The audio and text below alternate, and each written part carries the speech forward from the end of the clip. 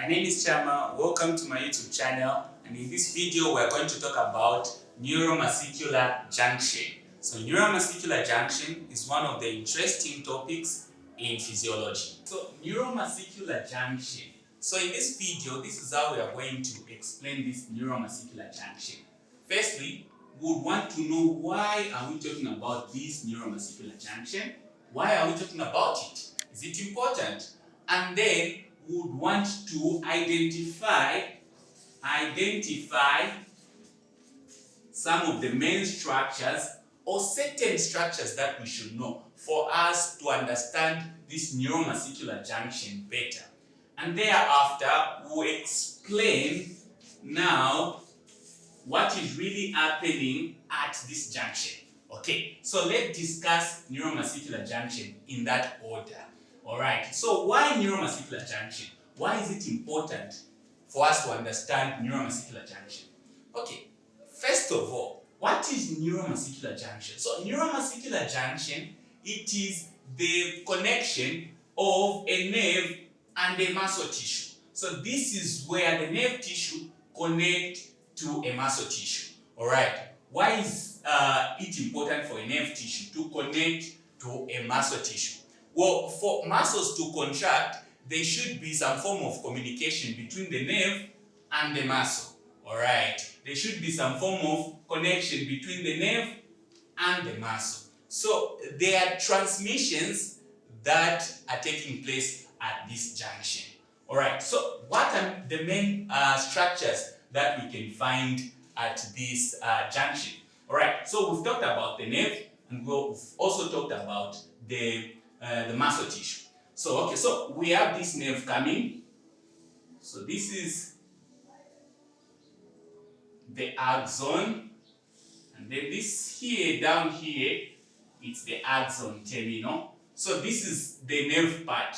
Okay, so down here, we are having a muscle part. So this connection between the nerve and the muscle, that is making now the neuromuscular junction. Alright, so let's try to label these few structures. Okay, so this is something that we have coming from the nerve. Alright, so this right here, it is called the end terminal of the nerve, the end terminal. The end terminal. Alright, and here, this is the muscle tissue. So we can call the muscle end plate. The muscle end plate. Alright. But then you've noticed between the end terminal and the muscle plate there is a space. What does this space called? So we are calling this space the synaptic.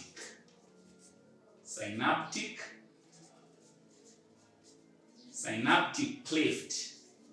Alright, so this is a synaptic cleft, the muscle end plate, which is this, and then the end terminal or the synaptic knob. Some other people call it the synaptic knob.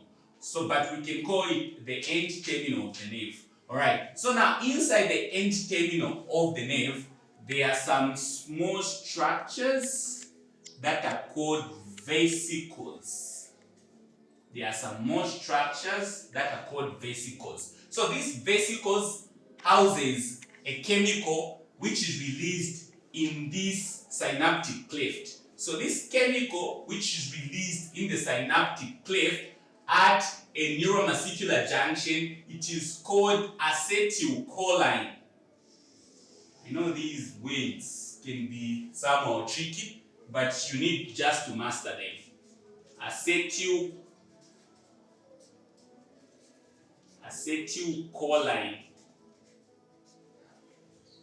So acetylcholine, it's one of the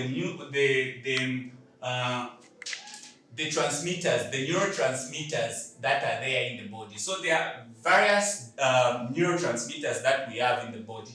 But at the neuromuscular junction, the neurotransmitter that we have there is acetylcholine neurotransmitter. Alright, so now, if this is a synaptic cleft, this membrane which is on the synaptic knob, it is called the presynaptic membrane. So this membrane, it's a presynaptic membrane. And then the membrane that attaches on the muscle end plate, it is called the postsynaptic membrane. And then on the postsynaptic membrane, there are also receptors. So these receptors, they are called ligand sodium gated channels. So these receptors attaches to acetylcholine. Alright, so these are some of the structures that you need to understand before we discuss the nitty-gritties of neuromuscular junction. So what is really happening here? Alright, so let me summarize so that you get a glimpse of what is happening before we throw in some more information here. Alright, so you need to understand that electrical impulses flows along the axon up to the axon terminal here. Once the electrical impulses reaches the axon terminal, there are some ions that are drawn into the presynaptic knob here. Once those ions are drawn here inside, they causes these vesicles to release acetylcholine, which is a chemical. When this acetylcholine is released, it attaches to the receptors on the postsynaptic membrane here, causing these receptors to open and then thereby causing also electrical impulses on the muscle tissue here. Alright, so let us now talk in detail so that we get a full understanding of what is really happening. So we say electrical impulses flows along the axon up to the terminal here. When it reaches here, remember these electrical impulses that we are talking about here, it's actually action potential. So when action potential is flowing along the axon, and then when it reaches the end motor plate, there are receptors here which are calcium voltage gated channels. So when action potential hits the calcium voltage gated channels that are located on the motor end plate here, they will cause calcium now, when action potential reaches them, they will open. And then this will cause the influx of calcium into the cell, into the nerve cell. So when calcium enters into the cell, there are two things that we need to understand. There are two specific molecules here that, and I mean proteins that are very key that calcium works on. Alright, so here on the vesicle here, there is a protein that is sensitive to calcium, and here on the presynaptic membrane, there is also a protein that is sensitive to calcium. So the proteins on the vesicles are called synaptobrevids, and then the proteins on the presynaptic membrane, they are called syntaxin. So these two proteins work hand in hand to cause these vesicles to attach to the presynaptic membrane. Remember, this can only happen with the presence of calcium.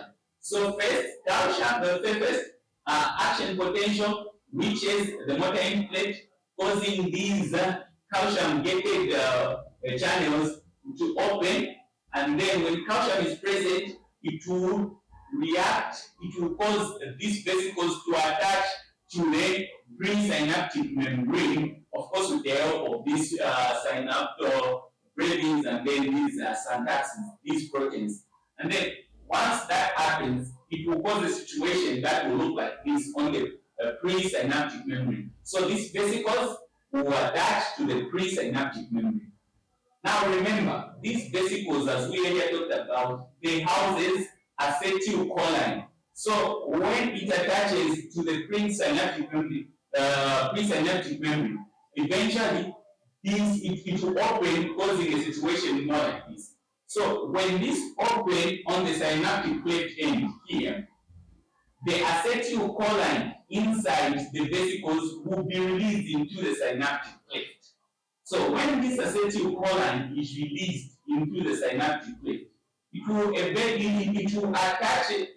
will then attach to the receptors that are on the muscular membrane or the postsynaptic membrane. So now these receptors are called ligand sodium gated channel.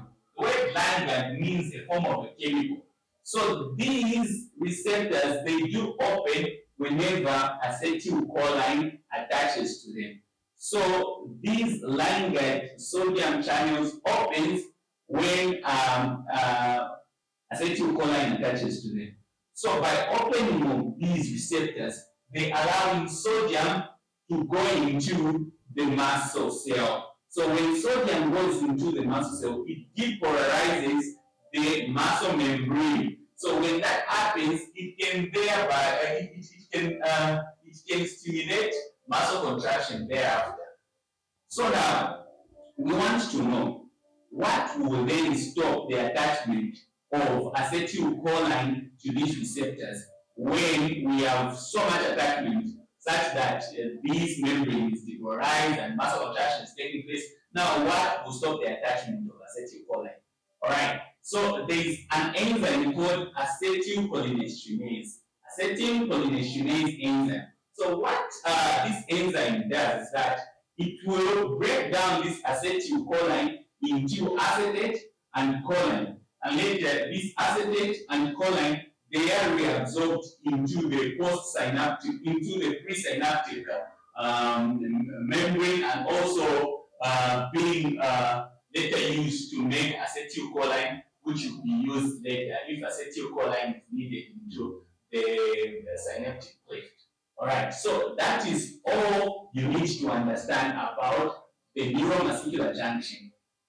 To summarize again, action potential flowing down from the axon terminal onto the motor end plate.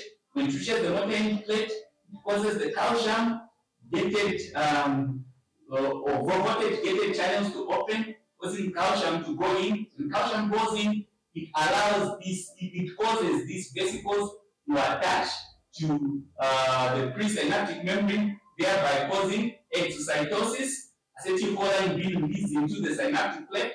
When that happens, this acetylcholine will attach to the ligand sodium gated channels. This ligand sodium gated channel will open, allowing sodium ions to go into the muscles, into the muscle cell, thereby causing depolarization of the muscle cell. So, and then thereafter, this acetylcholine, when it's not needed, it will be digested by an enzyme called acetylcholine. These molecules, acetate and choline, can be reabsorbed into the nerve tissue that can be used to form acetylcholine that can be used later when need arises. All right, so this is what you need to know about neuromuscular junction. Thank you for watching this video up to this far, and I hope this information is very useful for you. Remember, subscribe, hit the thumbs up, and share this video. You can also follow our Facebook page, which is Chamale Professor. All right, thank you. Bye-bye. Till the next video.